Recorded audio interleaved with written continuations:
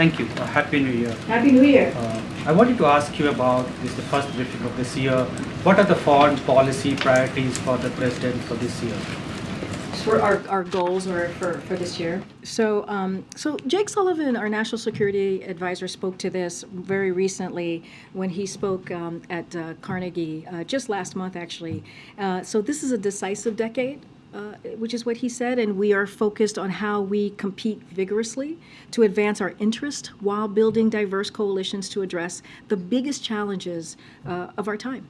And if you look at 2022 just alone, as a standalone, President Biden hosted and met with leaders of the Americas, of Africa, of Southwest Asia, the Middle East, and the Pacific Islands. That is something that the president did in just 1 year alone. He's attended very consequential, if you think about it more holistically, the G7, G20, and NATO summits. This year, you will continue to see us enhance our strategic position over the long haul by doing a couple of things here that I'll list out, making a significant investment in the sources of America's domestic strength, standing with Ukraine, and standing up for the principles of an international order that protects sovereignty and territorial integrity and rejects aggression.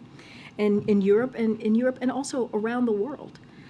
Protecting Americans from threats at home and around the world as well, whether it's terrorism or cyber attacks, and building flexible coalition worldwide on food security, climate, technology, and other key issues. So this is how the president sees his foreign policy moving forward. This is what we've been able to do in the first 2 years, and again, so this is incredibly important to the president. And the president sees any prospect for peace in Ukraine this year?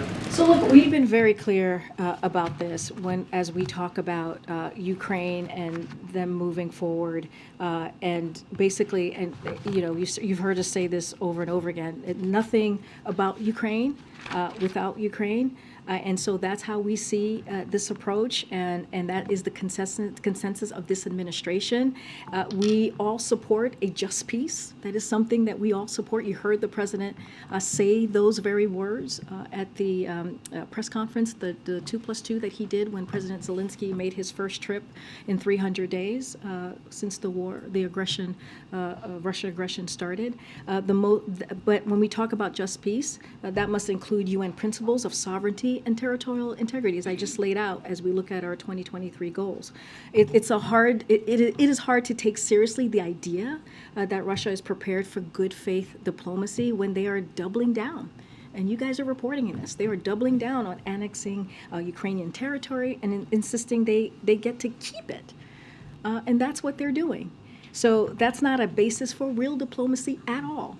So our job is to keep supporting Ukraine on the battlefield so that they're in the best position to negotiate at the table when that does occur. And finally, on Sunday, a large number of Afghan American women held a protest in front of the White House against the recent restrictions the Taliban has imposed on girls' education. What is the president's message to these Afghan American women? So we stand with Afghan women and condemn the Taliban's indefensible decision to restrict women's education and their rights. And so as we have made clear, these actions by the Taliban will further alienate them from the international community and deny them the legitimacy that they so desire.